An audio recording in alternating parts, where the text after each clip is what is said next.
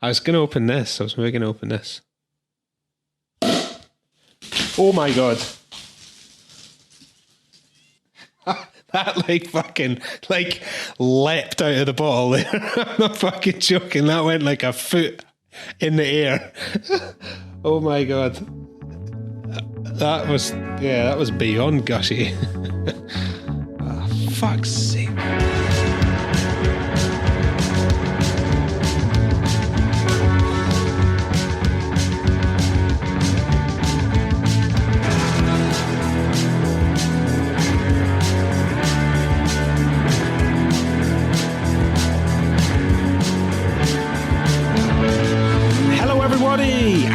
Welcome to another episode of the Neutral Cider Hotel podcast.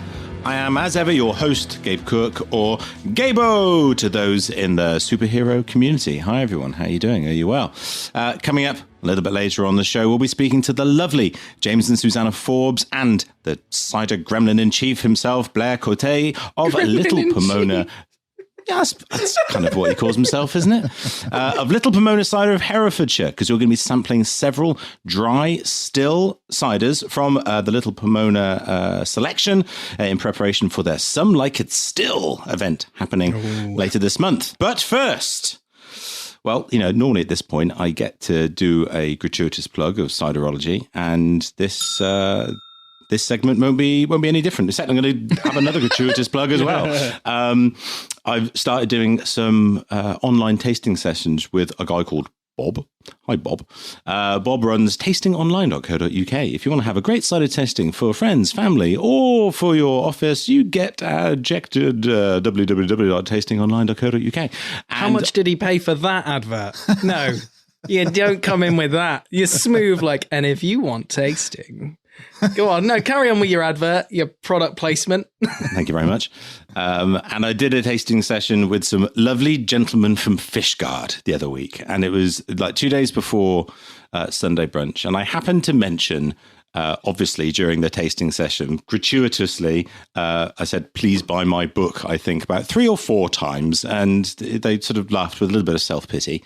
But I said, no, really, please buy my book, Ciderology. And they said, once I'd mentioned, tune in a couple of days' time, you can say, hey, I saw that man off the telly. They said, Gabe, if you mention the Fishguard round table on Sunday brunch, we promise we'll all buy your book. And so, as well as obviously mentioning to the nation about the Neutral Cider Hotel. Obviously, everybody knows about it anyway, but I just thought I'd give it a little bit of an extra plug. I also did sneak in hello to the boys from Fishguard. And to be fair, didn't really think any more of it until I was then bombarded by messages from people who I'd seen some faces on the Zoom screen on that night, but I had no idea of these names. And all these random Welsh men were messaging me, posting photos of them proudly holding their copies of Ciderology. There's one guy who even had 2 copies. I'm not quite sure why. Maybe it was a mistake. He was a bit too drunk and he bought... Buy one, get one free somewhere, probably. Oh, no, I've bought the signed one. I want the new one. Not Someone's used. written on mine. Yeah. Can I have a discount, please? What did you offer them to get the plug on here? Or what did they offer to do for you to get this plug on Neutral Cider Hotel? The Fishguard boys have no idea they're you being could have got another mentioned. book sale out of that, Gabe. You should have said, I'll get you mentioned on the podcast as well. If you buy the book, that's obviously what that one guy thought. He was like, I'll get mentioned on the podcast as well, buy another copy. Maybe you get them to buy an advance copy of the next book. This is very true. Good idea, Scott. Modern British Cider by Gabe Cook, coming later this year. Everything is all going to be leading. I'm rapidly approaching the tipping point, aren't I? Whereby I maybe, shouldn't be promoting Ciderology so much. Anyway, dare I say I have done enough gratuitous plugs. Martin, Grant, Scott, dear friends, how are we? Are we all right? Good, man. Yeah. Funny you mentioned Ciderology by Gabe Cook. I was feeling a bit left out this week in such company as 2 of the finest alcoholologists in certainly in the country, possibly in the world, with the ciderologist and the periologist. So I didn't know I was included in that. I was who's the literally other like, one? who is this guy? the calvadosologist. Who's this? well, yeah. So I decided maybe there's someone out there better suited to sit in my chair. Oh, okay. It sounded like you were just dicking. I'm like, I've gone on a roller coaster with this sentence, Grant. Carry on. No, someone who's more qualified to sit in my chair as an ologist, alongside you two ologists. So the first protocol, Google beerologist. There must be a beerologist out there. Turns out there is. Is there? There is. God. There's a Facebook page called the Beerologist. Doesn't see many pictures yet, but of said ologist's face. But it was created on the 25th of November just last year. So Gabe, you probably had something to do with inspiring this person to become an ologist of beer. I did actually just Google beerologist, and it's in Urban Dictionary. It's sadly quite dull and straight. A connoisseur in the ways and general awesome nature of consuming and reaping the advantages of beer. It's quite a horrible thing. But then it's the phrase, which is, dude, that's a sick pyramid. You must be a beerologist. That sounds like something you would say, Gabe. I know. That's why it's just so repugnant. Sounds like the beerologist isn't welcome, so that's fine. So we'll move on to the next ologist. Your seat's safe, Grant. Seat's safe for the beerologist. My next natural step was cheese. Might match quite well with the perry and the cider. So cheeseology. So there's also a cheeseologist. Lucy Innes, Brighton-based purveyor of fine cheese and chutneys, handmade in the British Isles. Looks like Lucy has an awesome little truck and appears at farmers markets and all that, like with selling cheese. So if you want to look at Lucy's Twitter, it's cheeseology. Quite simple, at cheeseology. Don't know what you guys think of that. Well, I just want to know. What are the benefits you can reap from buying cheese from a cheeseologist? That's a question for Lucy Innes, not for me. Oh. But then. Oh, there's more. Yes. So I stumbled upon my replacement. Manchester's own expert medical legal NIHL audiologist who works at Boots Hearing Care, the one and only Dave Cock. There he is. Yes. There he is. Dave Cock, the audiologist. Wow, you see, audiologists, or ologists rather, of the world unite. Well, look, Dave, if you're listening, you're welcome to join the show anytime. Sounds like you'll get on like a house on fire with the ologists and co. Good research, Grant. Nicely done. But can I say, yeah, your seat is so safe. We need you. I mean, like really, we Martin and I need you desperately. Thanks for that. God. Well, so that's why I researched ologist this week and landed on Dave Cock, the audiologist. Yeah. Mate, honestly, you told it so well, I didn't know where it was going. So I don't know if you'll mute out, Scott, but I literally felt like a whoopee cushion made flesh. I was going. But I think for me, it's been a crazy week already. But one thing I know listeners at home can't see, but this is what's going to be going out soon, which I was very pleased with. And I'm probably going to forget to say the name of it, but no, it is in touch too with Martin from Pilton. And one of the things I can guarantee, there are plenty of benefits to reap from having this cider. So I honestly, I'm just gonna say that I'm so proud of it, and I cannot wait to get it into everyone's hands. I was wondering whether you might call it In Touch Again, rather than just In Touch 2. Honestly, I wish you'd not, Gabe. Sorry. Or Back in Touch. You see, mate. you're the punologist, Grant. You see, you're all over it. You're much better than me. You're much better than me. Oh god. Scott, can you get me those social media handles, please? Yep, done. Oh, bravo. Well, that's very exciting. When do the good people of Great Britain get to try In Touch 2, Martin? Well, good job I ripped off the label that said it, but it's going to be on Friday, the 23rd of April, part of Southwest Cider Week. So it's going to be a live sync drinking then for all of it, and a label reveal kind of thing. So, and it's going to be for sale before that, so you can get it and keep it for then. But on the label, Martin has written, if you can't handle it, like, just drink it now and buy another one. I think last time a lot of people didn't join on the drink, and I think they waited like, oh, can I open it now? It's like, mate, I'd rather you buy 7. So however you drink it, that's fine by me. Exciting. Very good stuff. Well, that's, and look, so Grant, what else has been on your radar this week? Yeah, so last week, March 8th was International Women's Day, so I thought it'd be a good opportunity to give a shout out to some influential women in the world of cider. So I'm going to start off with a cider maker from Welsh Mountain Cider called Shava Richmond. I'm not sure how to pronounce that. It's terrible, but if I'm wrong, I apologise.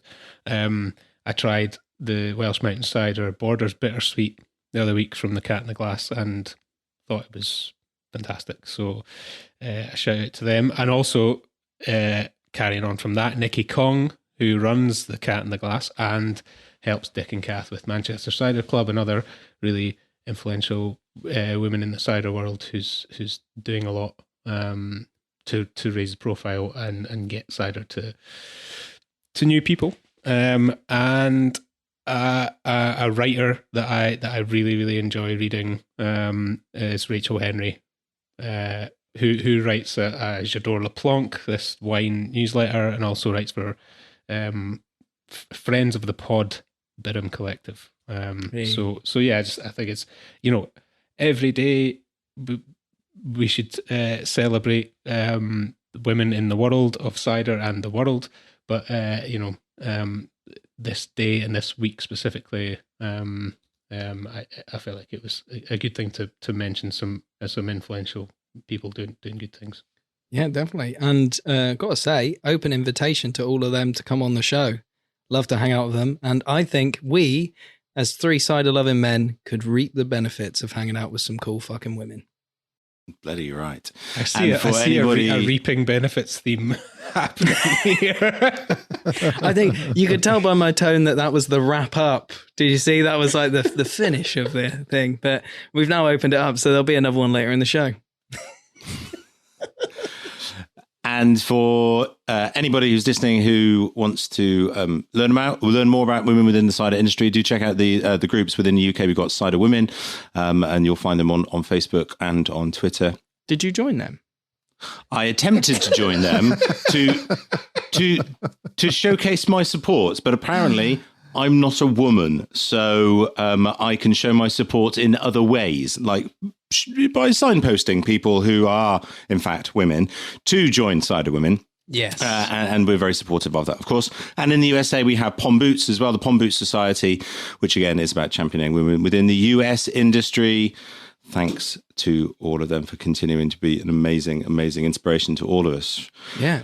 Also, the continued work of the No Apologies movement. It's like, it's still going, still doing good work. Honestly, love to the guys for keeping that up, because it's heartwarming to see a tag insider that's so positive and full of sort of life. I love it. Bravo. All right, that's going to do it for our rambles this week. Now, let's brush our moustaches, fluff up our hair, turn to the cameras with our best Ron Burgundy stare, and let's see what's happening in the news.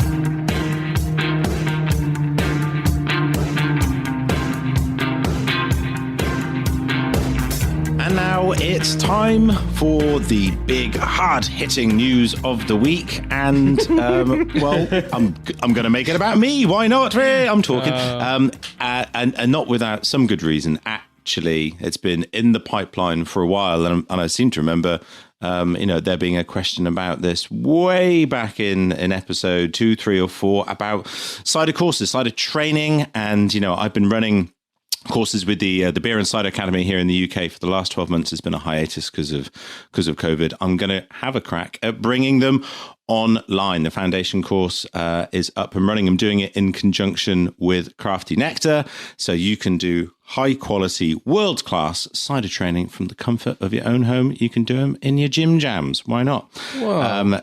I know, not bad. Wait, Gabe, what benefits could you reap from these courses? That's a very good question, Martin, and good to keep that theme going throughout the entirety of the show, which makes us all feel a little bit awkward.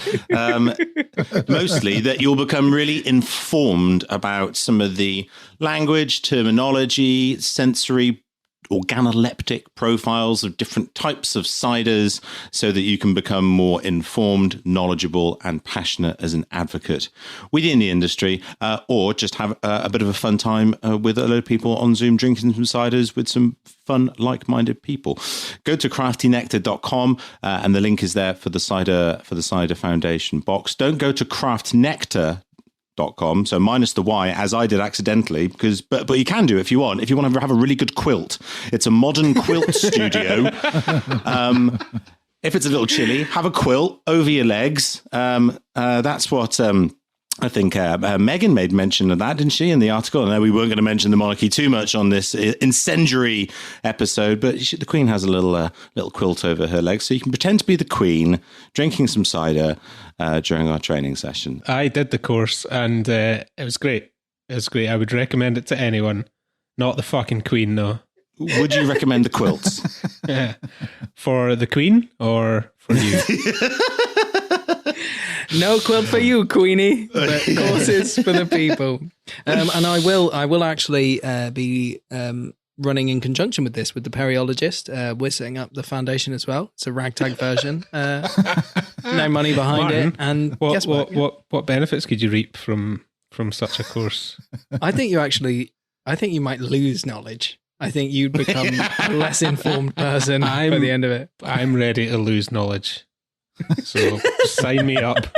There's too much knowledge in the world. Well, do check out the courses. I do believe actually that the March one has already sold out. April is filling up, but there will be more courses coming online if there is the demand. So do check it out.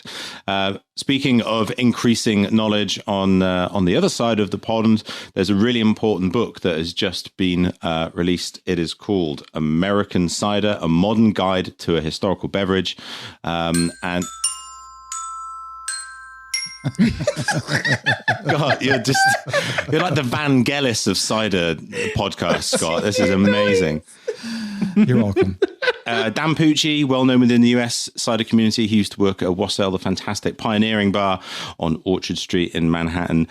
Craig Cavallo as well. And you can buy it in the UK as well. Head to bookshop.org on both sides of the pond, actually, and that's a great place to purchase this book. Hopefully, we'll be able to have Dan and possibly Craig on the show a little further down the line to tell us all about it, so that we can actually talk about some of the the nuances of American cider with some insight, rather than just our tropes and insight that we normally do. Are you saying that my deep analysis of the 5 or 6 American ciders I've had has not provided you with any insider information into American cider?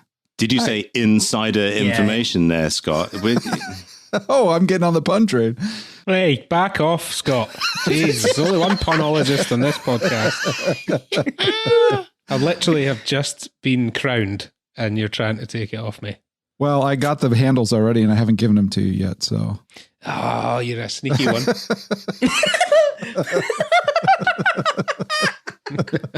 Sneaky-ologists. Yada, yada. That was like the Scottish version of, the guy's like, oh, you're teasing me. You're a sneaky one. All right, there we go. That's going to do it for the news this week. Coming up next is our chat and tasting with James and Susanna Forbes and Blair Cote of Little Pomona Cider.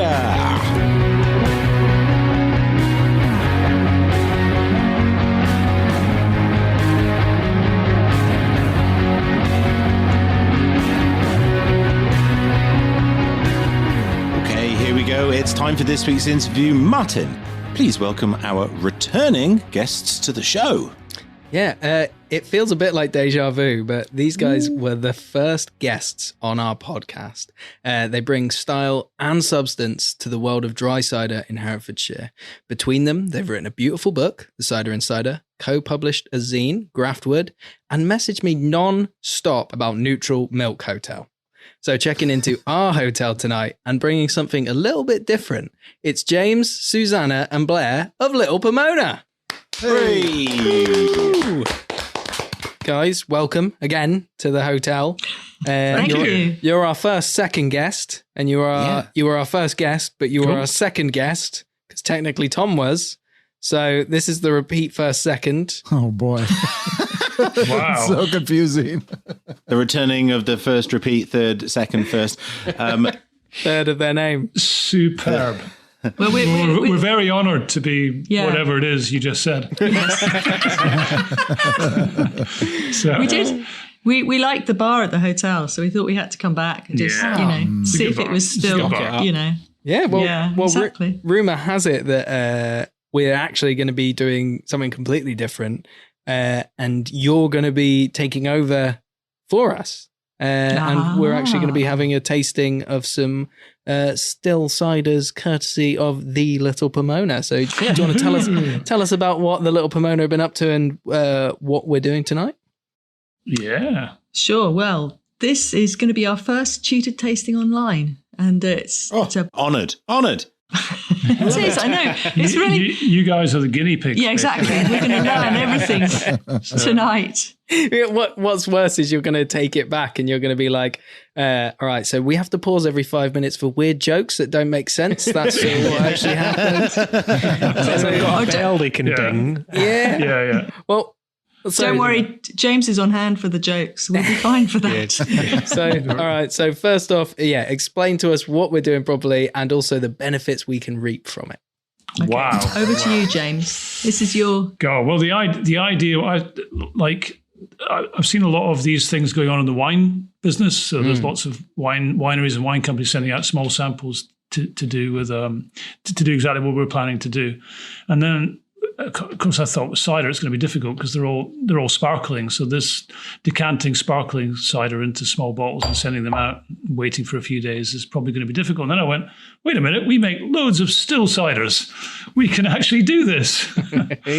And also the idea was that we could, there's a lot of online cider tastings and they're great. And we participated in lots of them. But, if you're tasting 5 ciders, you're probably spending 50, 60 quid to get the pack. And then you have to open all 6 of them or whatever. And it becomes a very expensive or an exercise in which you can only participate in small amounts. So I thought, well, if we can do this and make it affordable, people can try 5 different things and it doesn't break the bank. So that's kind of it. So. Yeah. And also, dry cider is super cool at the moment. So, and still cider is the coolest of all ciders. So we wanted to bring an experience of some of our favorite styles of ciders to anyone who wanted to participate. Really. So, that's particularly to the hotel. Yeah. The hotel bar, obviously. Of course. Yeah. So, I also wanted to add that you won't need a bucket. There's no need for like Grant's spill bucket or anything. Well, I've already opened a bottle and had to clean up with a towel at the start of this episode. I had a bottle of this Burrow Hill and it went everywhere. So thanks. I really appreciate you thinking of me. Yes. Yeah. Creating a business model for it. We're going to have our own branded line of buckets coming out soon. Oh my God. We need to get money in somehow. Tune in and chuck out the slops with Neutral Cider Hotel. So well, let's start here. Little Pomona, Susanna, James, you've been on the show. Blair, what are you bringing to the team? Like our listeners don't know you. So who are you? Well, I'm an assistant cider maker here at Little Pomona. Not an assistant, the assistant. It's just the 3 of us, really. So Assistant to the cider maker. Yeah. No, it's an important. Blair, it's an important distinction. Like, I'm not, a ciderologist. I'm the ciderologist. You are the assistant cider maker. Own it, my friend. This is important. Well, yeah. The assistant cider maker at the Little Pomona. I didn't want people to get the impression that we were like a big cider factory or anything like that. It's just, it's a small operation. Yes. Anyways, that's Ryan. You are the one and only. I was a hobby cider maker for a long time, working in tech, and then kind of decided to leave the tech world, and simultaneously decided to move over to the UK to kind of help out for Harvest, and just ended up staying. So I thought I would kind of be here for 6 months or something like that, but I'm like 6 months from the end of my visa now, so it's crazy. Yeah. But So I'm going to try and get a new visa. So yeah, so this box, guys, do you want to tell us what's in it and what we're going to be doing tonight with it? Yeah. Well, we got 5 still ciders, and they are Old Man and the Bee 2018. The second one will be Somerset Red Streak, which is not yet released yet, but it's from 2019. Then we have Orange Cider, or aka the cider with no name. The fourth one is Netherwood Estate, and the fifth one is a very special Solera Foxwell. Oh, Special. But we're just going with 3 tonight, aren't we? But we're just going to go with 3 tonight, and we're going to do the first 3. So Old Man, Somerset Red Streak, and Orange Cider. Well, guys, first off as well, these gorgeous little medicinal bottles. Just going to crack it and say cheers. Yeah, absolutely. Cheers. Cheers. Let's do it. Full to the brim, mate. I nearly spilled it all over my computer. Yeah, that's right. Oh, yeah, sorry, I should warn you about that. That's how you... How do you stop it getting oxidized? Well, you just make sure there's no room for it. That's the... You've got it. Well, yeah, I could tell you, we did a very complex thing. We sterilized the bottles.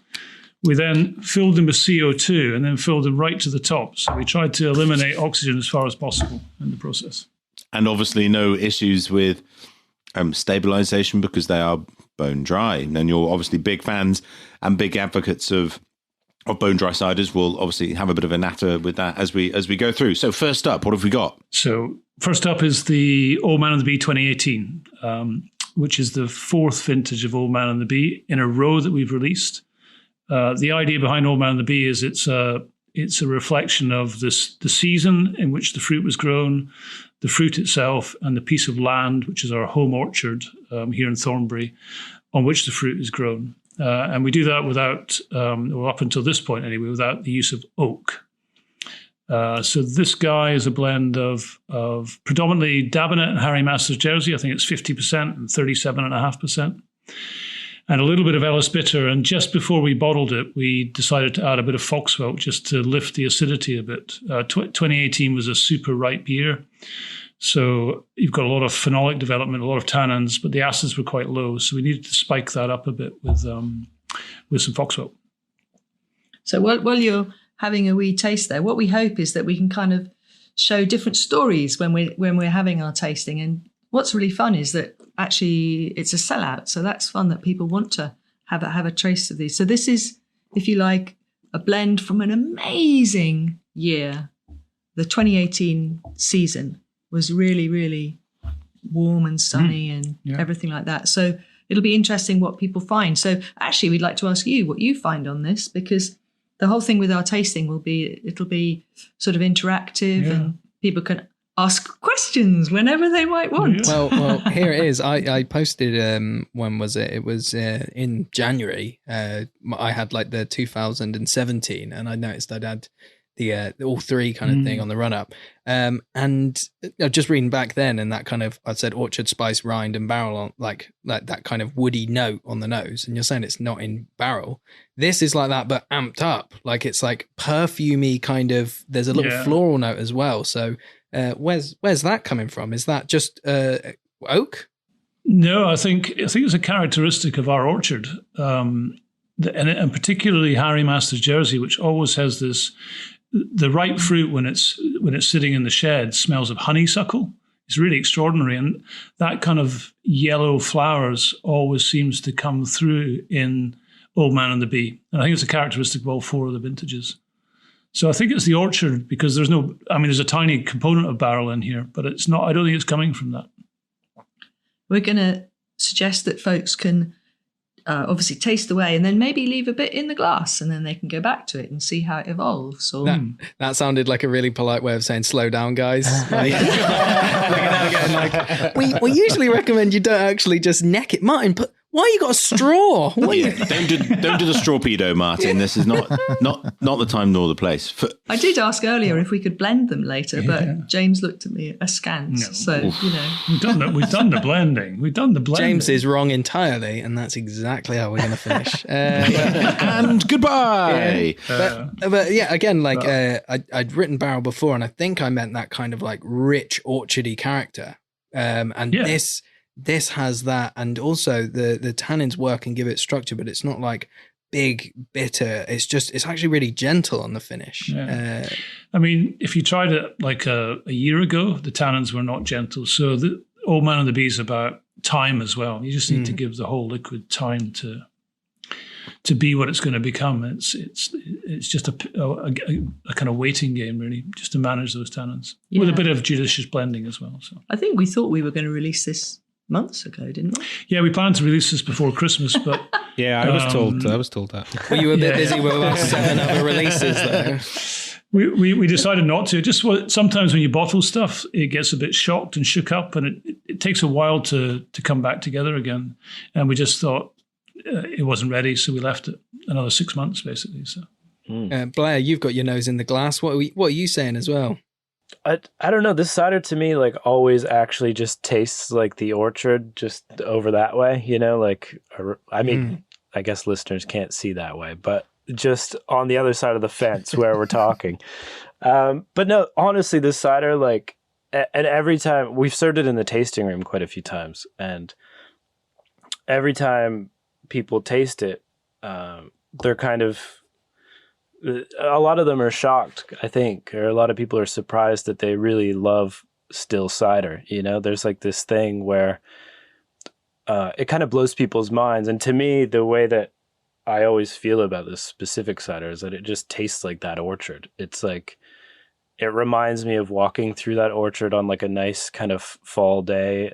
And it just, I don't know how it happens, but it really, and I'm not trying to bring the whole terroir thing into it, but it really tastes like that place to me. Well, okay. So sorry, producer Scott. We might need to bring in our friend. Excellent. There he is. Oh, I was hoping He's might. been away. Dear old friend. Yes. Horse of Knowledge has been away getting some new shoes. I don't know where I'm going with that. More shoes, less glue. It's the horse of knowledge. You can tell we thought about the backstory of the horse there. Absolutely. So for those of you who are quite new to the show and are wondering, are we actually off our minds? The Horse of Knowledge is our opportunity to give a little bit of sort of educational insight into some of the more technical terms that we're using. Well, the term was terroir, and I know for a fact I've had it summed up really beautifully for me. Helen and Smith, they just said dirt. And that clears it up. But no, Gabe, do you want to give us the real explanation and not the joke one from a comedian? I'll give my interpretation. I'd be interested to hear whether anybody has anything different. It's about the impact of the place where the fruit is grown, and I would also say where the cider is made, and maybe some of the cultural heritage and the traditions that inform that place and those people who make it. So we're talking about the climate, we're talking about the soil, we're talking about the geology, we're talking about the way that the fruit has been grown, we're talking about the aspect, we're talking about the age of the trees and how many nutrients have been put into them over the course of the years, and that you can have the same apple variety or varieties or blends of apples that in different locations and places can produce ciders that taste entirely different because they are the expression of that place and of that time and of those producers. And certainly, I think one of the greatest attributes about Little Pomona is that you do, in a short space of time that you've been making cider, you do have, I think, quite a strong identity in the liquids that you produce, partly from the way that you make them, but because you are, in the main, right, utilizing kind of generally the same varieties, often from the same orchards, but your playfulness and creativity means that you get different styles and exponents, but there is some kind of commonality between them. So how do you tease out these different styles and these different interpretations? I don't know. The thing is, there's no plan. There's no recipe. It's all, we're still learning. Every harvest is a kind of new thing to us because we haven't been doing it for that long. So it's pure intuition, really. But I think we're, and it's great having Blair as well because he's very sensitive to the fruit and what's going on in the fermentation. So and that's all we're doing really is following the journey of the apples through fermentation. And at some point, if you're listening carefully, these liquids will suggest things to you. And then we try and follow that path. So it sounds ridiculous, really, and there's no way to run a business, let me tell you. We should have 50,000 litres of a base cider and then just play around with that. We don't do that. So we're just following all these little individual vessels and at some point, something will occur to us and it's like, bang, that's what we should do. And this is going to taste great. Well, one question I wanted to ask on that. We spoke at the episode ages ago now with Tom Oliver, but he was talking about and alluding to having a blend ready in your mind before the juice is there. And you're saying about following the juice. Have you ever shot the gun too quick on a juice and gone, oh, this is where it's going to go, and had your plan changed? Probably. Well, and actually, yes. I mean, and this tasting will, this tasting will show that because the third cider, orange cider, was destined to be 2019 Old Man and the Bee. But these two barrels didn't want to be Old Man and the Bee. They wanted to be something else. So we followed the path of those two barrels rather than trying to bend it to our will. It's like, well, they know what they're doing. So just before we move on to another cider, I just wanted to quickly say that this is a really impressive cider, and what I really enjoyed about it was all the standout characters were the sort of the weight and the intensity of it. I know, James, you previously had a background in working for Wines of Argentina, and in terms of some of the boldness and the weight of like a big Malbec or like a big Rioja, just in terms of its sheer big, slightly bolshy joyness, but without being hard or harsh in any way, but just sort of weight and intensity. That's what really kind of shone through for me, but being subtle at the same time, exactly as Martin alluded to. So brilliant. It's a great cider. Really good. Cool. No, thank you. Wonderful. Hey. That's nice. Really, really, really good. So what should we do next? Should we do number 2? Yeah, do it in number sequence, Bird. Do it in order. There okay, well, number 2, Somerset Red Street, 2019. We wanted to show something that was not ready, or not in our view ready. We wanted to charge you for something that ain't good. Is that what? No. We should have thought of that. No, I wanted like everything else is finished and ready to go, but this is something that, and it alluded to what we were talked about earlier on about pulling Old Man and the Bee and leaving it till it was ready. The Somerset Red Streak is tasting great and it's really interesting, but I feel it needs more time in the bottle before we actually release it. Well, should we discuss single variety versus blends at this point? And what's your, well, this, I guess we've tried a blend and now we're trying a single variety. What is your approach to those two different ways of cider making?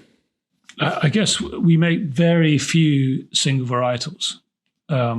Because I kind of think for the most part, apple varieties don't have enough individually to carry a single varietal, but there are some that can.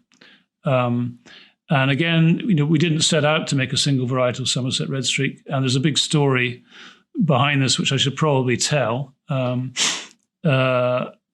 But it ended up, we just followed it again. We just followed it. We did a few things along the way. But basically, we didn't grow the fruit here. We bought this fruit from a Broome farm, so Ross and Y. They handpicked some Somerset Red Streak for us, and I think we milled it and macerated it for a bit and then pressed it into tank and let it ferment wild with no SO2. And to be honest, I don't know if you read the notes we sent you, but it smelled like Satan's sphincter, basically, for so long in the fermentation. James, this is an advert for this tasting box, and there's people that are listening going, "I'm on the fence. Shall I buy the next one?" And you're like, "This is Satan's sphincter." Sorry about that, guys, but you honestly, you couldn't go within 10 meters of the tank. It was so bad. So we tried all the things you gave it a new name, didn't you? We called it Somerset Red Stink, obviously, after that. I think that I might have had a sniff of you said did. I was thinking that. About a little while ago. There you go. Scott, note there, top of the show. But we did the things you would do as a winemaker. We did pump overs and stuff like that to try and get oxygen into the liquid and try and get the fermentation to be less smelly. And it kind of worked a little bit, but not really. But over time, the smelliness began to recede, although it remained smelly for a long time.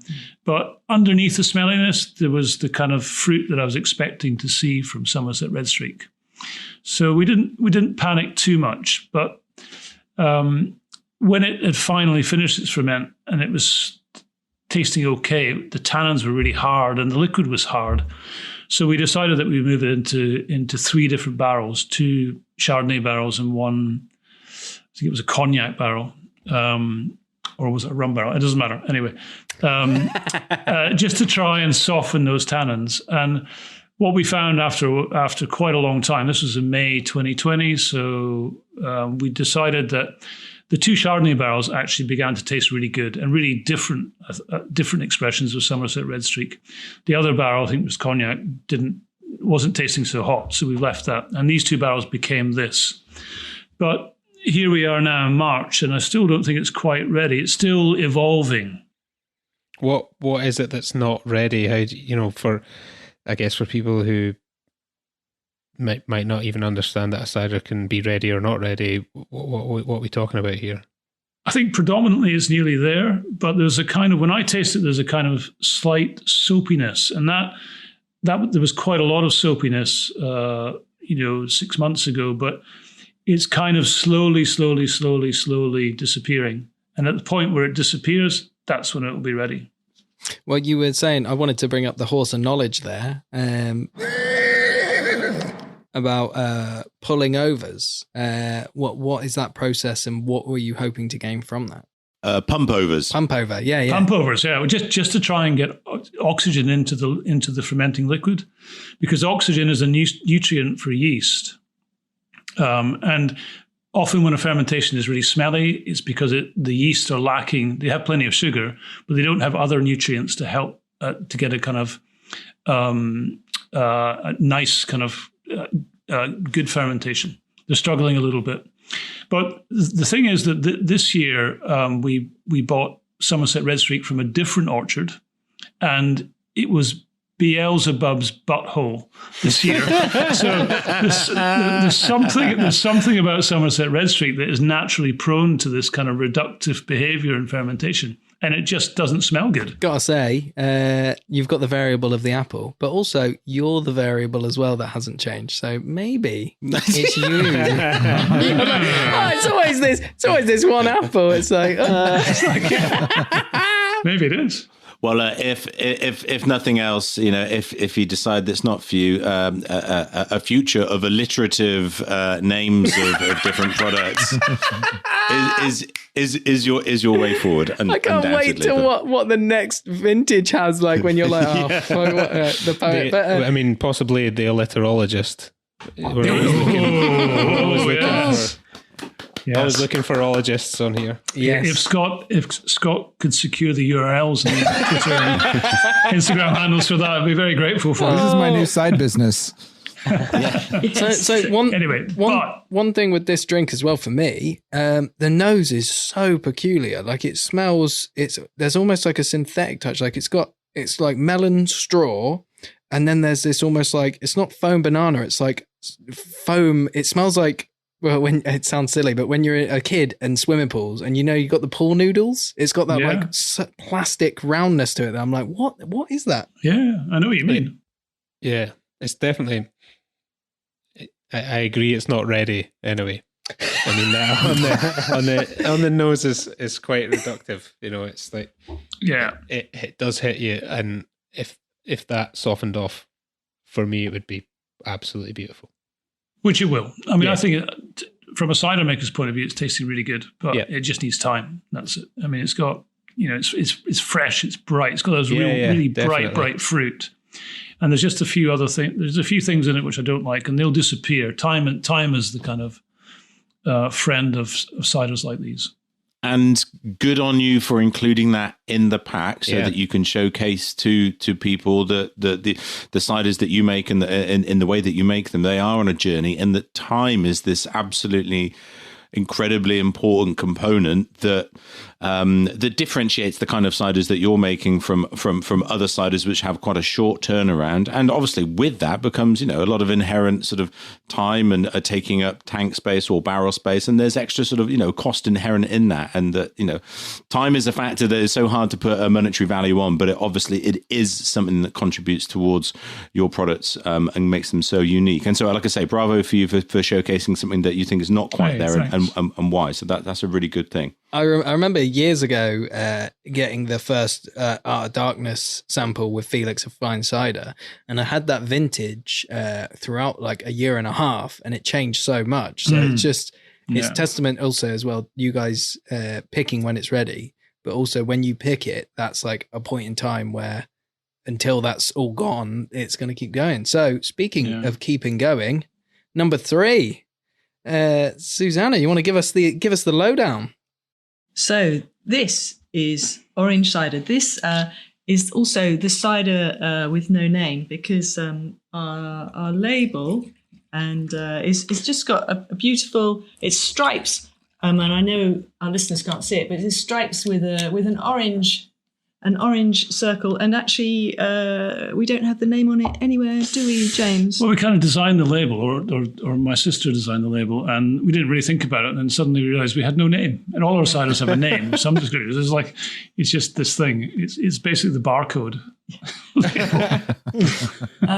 But anyway, but it's cool. This is the one that James was speaking about that was initially destined to be Old Man and the Bee 2019. So it's going to be quite an interesting sort of contrast. People will be able to kind of, it's come from the home orchard, but it's had a very different journey. And I think that's a fun bit to kind of illustrate, isn't it? Yeah, it's basically Dabinet and Harry Masters Jersey with a tiny amount of Perry pears in it. And as I say, we did what we normally do. We pressed all the things together. We put them in tank to ferment. And then we blended them later on. And then we decided in 2019, for the first time with Old Man and the Bee, to put them into barrels. And as I said earlier on, during the course of time when they were in the barrels, it was clear that 2 of the barrels were taking a very different course from expected. And every time people came to the cider and were tasting the ciders, the constant tasting note it tastes a bit like orange wine, which is probably a horse of knowledge thing now.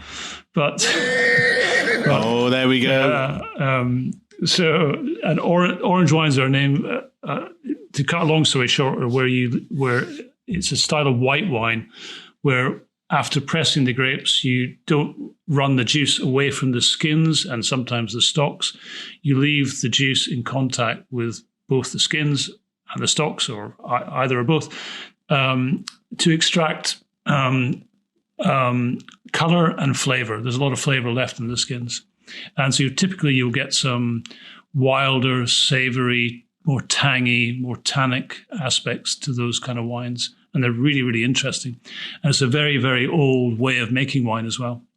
So this has become our little kind of homage to orange wines. And so a lot of people say that orange wines taste like cider, but maybe cider tastes like orange wines or vice versa. So, Absolutely. So- Absolutely. Blair's a bit of a natural a wine aficionado. Blair, what's your... I wouldn't say I'm an aficionado at all, but I appreciate natural wine quite a lot. No, you were bragging about it before the show. No, you wouldn't stop talking about it. Hey, guys, going to ask me a question about natural You wine. said I'm the natural winologist. That's what you were saying, my friend. Yeah, Scott, I need the URL and the handles as well. Oh, so God. Okay. Hold on. Scott's going to be busy this week.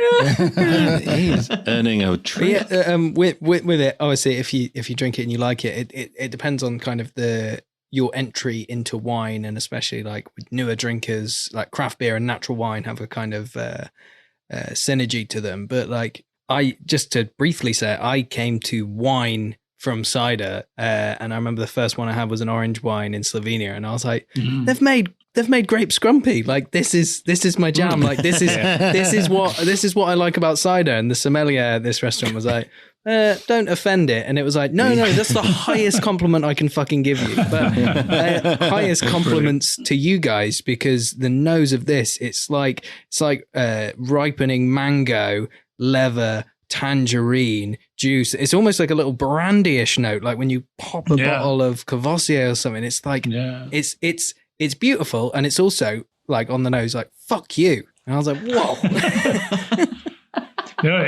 It's kind of just, I don't know why, but every barrel is a complete individual, and I have no idea why these barrels did this to this liquid, but you can kind of see it's not in the same profile as Old Man and the Bee. No. This would kick the old man to the curb. I think this is one of the best ciders you've made. Hey, Like, Oh, thank you. I've Thank you already very had a much. bottle of it tonight. no way. And that wasn't a sort of, oh, that's why I'm saying it. Because my box arrived pissed. today. Completely pissed. His boxer, right? He had a whole pallet to get through. Do you know, I think Grant, the reason why you think this is one of the best ciders that James, Susanna and Blair have made is because there's this amazing extra special 2% element in there that comes from this amazing village in Gloucestershire. Yeah. The actually Dymock, is it? Did you say Dymock, Gabe? Is that how you pronounce it? it's your Scottish accent is doing something funny with the word Dimmer. It's interesting that you've put in 2% of gin. This is a Perry pear. And does 2% really make a difference? Gabe, I think it was a masterstroke on our part. Or No, basically is we there had an or? we had too much headspace in the tank, and that's all we had at the time to put it in. You're like, quick, let's make a staircase as quick as we can. Well, I mean, do you think, Gabe? What do you think of I the think 2%? so. Are you thinking it's He can taste irrelevant it. or Yeah. relevant? Because I definitely think it's very much there. You reckon? Well, I don't know. I mean, That's quite possibly. It's hard to say unless you have something to compare it against. The thing is that have you tried Do It Puritan Perry 2019? Yes. So that was essentially the same. This 2% is essentially the same as that liquid. So, and that had kind of a very lifted, slightly funky element. And I think maybe the Dimmick terroir There we go. could actually, that even in that, it could actually be in there. Dimmick Terroir is his drag name. Ladies and gentlemen, Dimmick Terroir. Good evening. Scott, you're going to need to get the URL and handles of that as well. Damn it. You never know. Well, guys, I mean, 3 amazing ciders, 3 completely different. One of them not ready. That's just a standout. But no, for me, Close. this guy, it's wild, bold, and beautiful. Like I for me, Dead Flowers is the cider that I absolutely love from you guys, big time. And also Bashudo was like a huge fucking game changer for me. But this is one of those that I can immediately tell oh, I need a bottle of that. I would buy it all. I think it's fantastic, and I also think whether it was a conscious decision or not. I know clearly it wasn't because you didn't put the name on the bottle, but to call it orange cider is a masterstroke as well, because I think it's going to bring so many people in to be like, oh, I like orange wine, so I'll try this, and it genuinely, it's not a gimmick. Like I would pour this for people, and I don't think, aside from the fact that it's less boozy, which I personally prefer because it brings more of the character, you might not know that this was not an orange wine. Aye, exactly. It's great. Oh, brilliant. Thank you. So what next, chaps? Well, I think you were saying that there's a very special one to try. Well, there is. There's a very special one, and this is what we call Solera Foxwhelp. It's very close to our hearts. As you know, Foxwhelp is... hey, it's producer Scott here.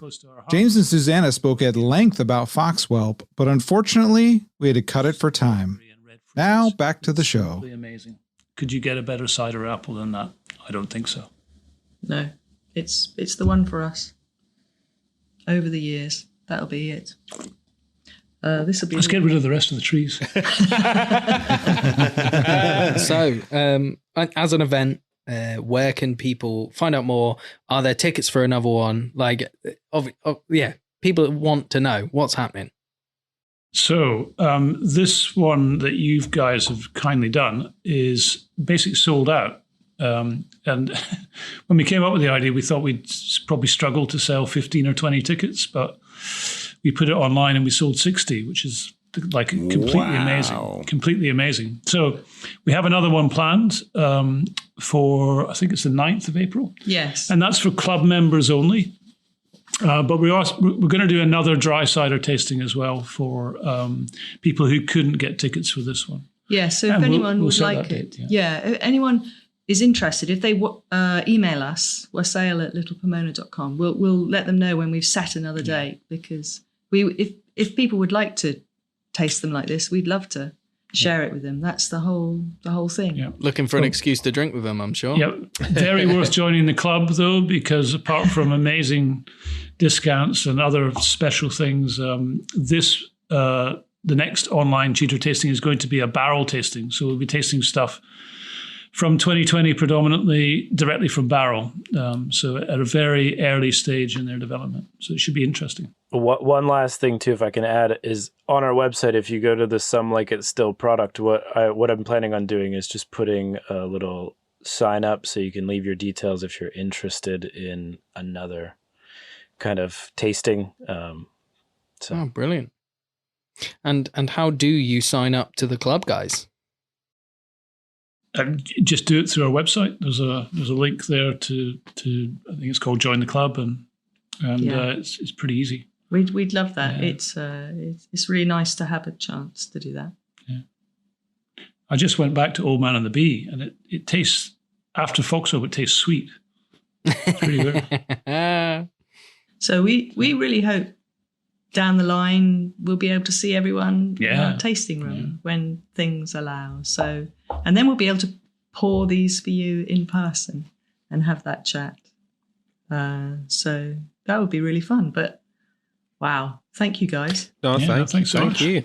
That's amazing, guys. Thank you so much for coming down to the hotel and, just allowing us to kind of kick back and you provide the entertainment on the stage and give us lots of booze at the same time, just to make sure that everybody is totally aware of how to sign up to the club and to learn all about Little Pomona and all of our activities. What's the website and what are your social media handles? Where do people need to go?